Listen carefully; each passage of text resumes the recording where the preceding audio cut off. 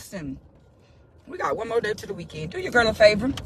Share this on my timeline in a group or messenger.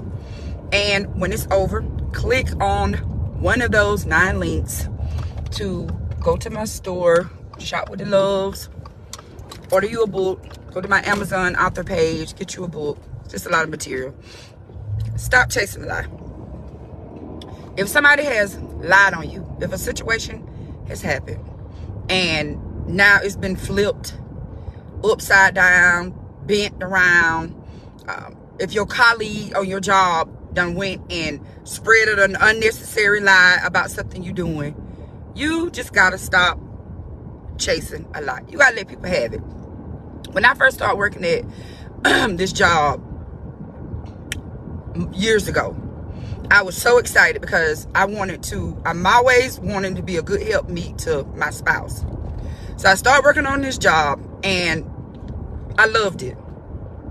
But what I noticed was the lady that was over, who initially told me about the position, she was like, even though she wasn't the manager, she was over everything. And she had a strong controlling spirit, right? And everybody in the office did exactly what she said, laughed when she said something, and just like always doting on her. And I'm like, I'm not that type of person. Well, I love people where they at and I get to know people, but on a job, you know, when you first go on the job, you're trying to make sure you see what the real is, right? So this is why you stop chasing the lie. Because I wasn't doing the bow down to this Jezebel spirit on this job, she began to make up lies about me. Now, background history is I've always struggled with people being over me. I used to, not no more. I used to struggle with supervisors. Good morning. But God had took me through an array of different things that by this time I knew when I went on this job how to act. I was young at the beginning, thinking that can't nobody tell me nothing, and I would go on them people job thinking that I'm running them people job. But I had done matured. So I knew how to conduct myself. And I knew for myself when I was in a season of correction. You know when God chastising you. You know. And I hadn't passed that test. So when she began to antagonize me on the job, I mean, it was so bad when I would pull up to the job, I'm not lying to you, I would just have to just sit in the car and get myself together to even go inside the job because it was that bad.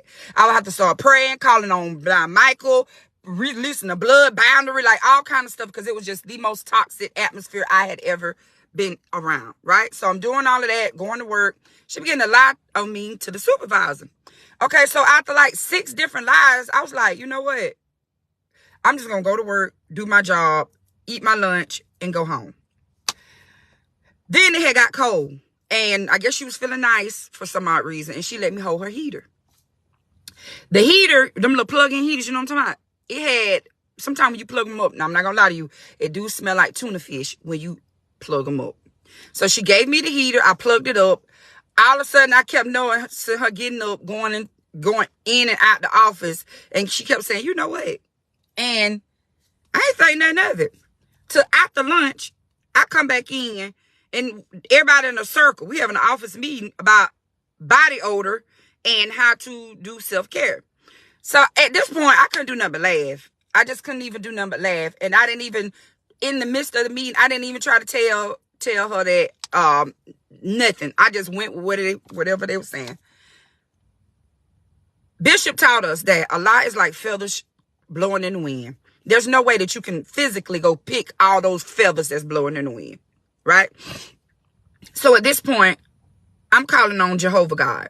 And I'm telling him, listen, you see that I'm not bothering these people.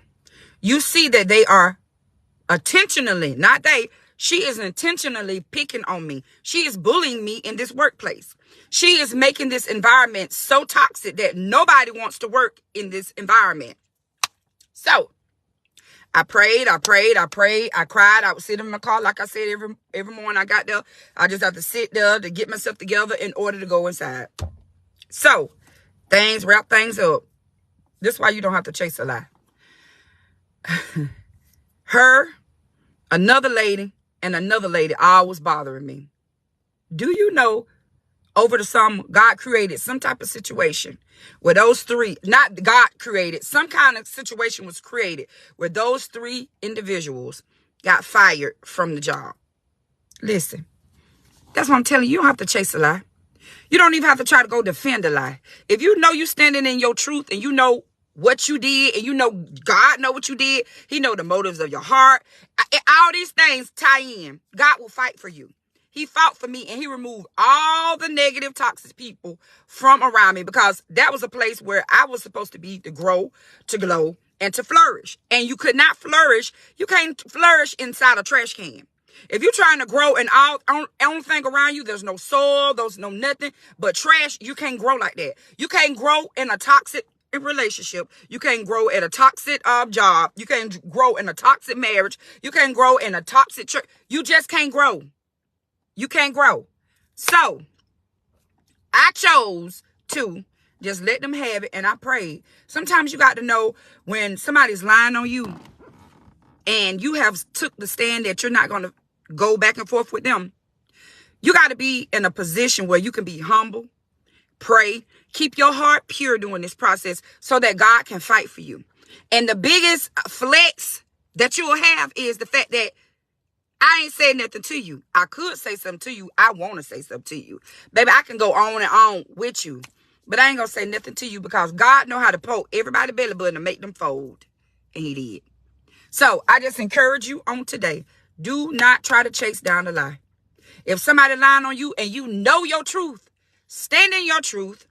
The way they say stand your ground. Stand your ground and go before God. The children of Israel marched around Jericho, looking crazy and foolish, not saying a word, but when God told them to shout, God will give you instructions when it's time for you to say something. But until he say something, you just march. Because there might be a situation where he ain't even going to allow you to say nothing. He going to get the glory from the situation. You see what I'm saying? Do you understand what I'm saying this morning? Do what God tell you to do according to your enemies. Read the scripture what he say about your enemies. You see what I'm saying? Quote the word back to him concerning your enemy. You ain't got to go to no witch doctor. You ain't got to do none of that. It's all in the Bible. So, with that being said, I hope y'all have a fantastic Thursday. And if you should need me, please reach out to me. I'm starting this new program for girls. And it is life coaching for girls. I'm not a licensed therapist. I'm a ST. I do therapy, but I do it underneath my director's license at the Heritage Foundation. But on the side, I will be mentoring young girls, not mentoring, doing life coach to help them get over things that happen to them. You just don't know this stuff that these children go through. And sometimes they need another ear to hear what they're saying. Not just the parents nagging at them, but they need another adult that can listen to them, give them good advice, show them strategic strategies to maneuver through their life. I wish to God when I was a little girl, it was somebody like that could help me, groom me to be an adult. Because adulting and it's hard out here trying to be in relationships. It's just a lot going on to be an adult. So I will be starting that. I'll have a flyer made up. And if you're in the surrounding counties and you have a teenage daughter that you know needs a listening ear, I will be contacting you. No, I won't be contacting you. You can reach out to me and I'll send you the information. It's very feasible. And we're going to make it happen. So, click one of the 9 links. Shop with your girl. And y'all have a fantastic day. And remember, please do not chase a lie. Remember, if you don't remember nothing else, lies. This is what Bishop said. She's 18. Okay. Lies are like feathers floating in the wind. Just throw up feathers and they just start going everywhere. There's no way in the world you could run and catch all them feathers that's flying up in the wind. There's no way you can get it. So some stuff you just got to let it be. Let it alone. Just let it be. Okay, they said your booty stank. That's what they were saying about me at the meeting. That they were saying that my papa was stinking. So we having a office meeting for me because I'm stank. Girl, I sat in that meeting, I was like, I ain't even say nothing to y'all. Because the first person who can smell their booty stink is theyself. Why in God's creation would I be sitting up here in this little area with a stinking booty, knowing that it will pollute the whole air, okay? But I didn't say nothing. I just got in my car. I wanted to cry because I was just so outdone. And I told God, I said, you finna have to do something about this now. Enough is enough. Now, all them other times, I was showing out, and you know I was showing out bad. But this particular time, God, you see that I ain't doing none of these people. I'm just trying to do the job, and I want to do the job right. They wouldn't train me. They wouldn't show me nothing. I had to, this is why I became so good at the job, because I had to read the manuals, because she had done declared that nobody in the office could talk to me. They better not show me nothing, and I did everything by the books, because nobody wanted to help me, and she kept lying on me. But I never tried to run up in her face. Listen here, little girl. I let her have it. And I prayed to God every time I got out that car. I plead the blood binder around me. I plead the blood of Jesus around me.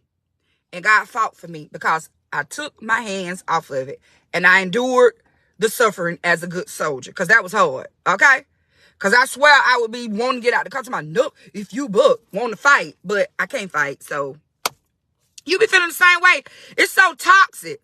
That job I was on was so toxic. It was like that lady's spirit was just pumiating the whole environment. And it's like I couldn't breathe sometimes.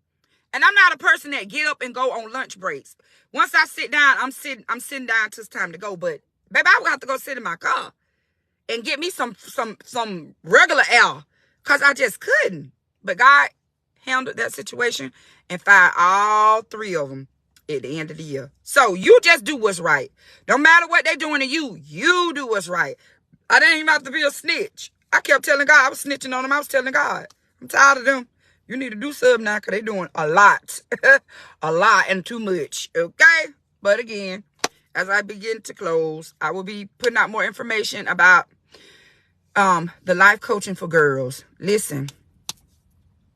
Little kids get hurt too. We be done did stuff to little kids that we don't realize we done did to little kids. And it'll show up when they get grown. It'll show up in their parenting. It'll show up on their jobs. It'll show up. So let's deal with it now. So I've been doing this since 2012, working with youth, but I would not be providing therapy at all. This is part of Intellectual Designs by LaShonda Love, another branch underneath the umbrella. So I will be giving you guys more information.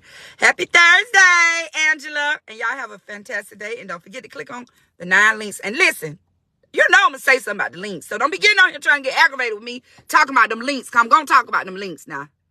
Choose. Don't chase a lie. Don't chase a lie. Y'all have a magnificent